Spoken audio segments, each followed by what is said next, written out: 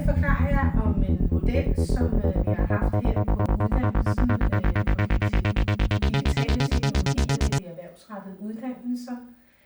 Det var en model, vi havde meget tidligt i forløbet. Det var noget af den første undervisning, vi havde. Den model, vi skal forklare jer om her, den hedder SAMR-modellen.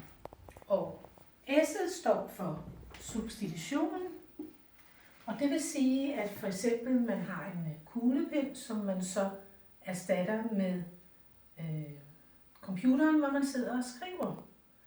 Og A'et, det står for argumentation, og det vil sige, at her der bruger vi den digitale teknologi på den måde, at for eksempel man kan bruge det som en ordbog, for eksempel Moesgaards ordbog. Når man arbejder herover rent digitalt, så understøtter man undervisningen.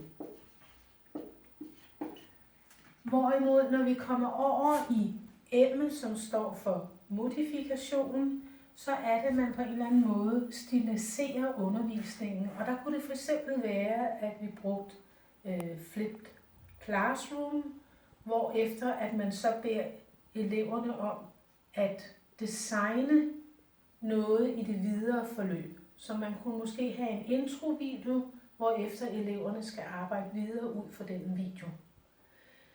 Eller også så kunne det være R, som står for redefinering.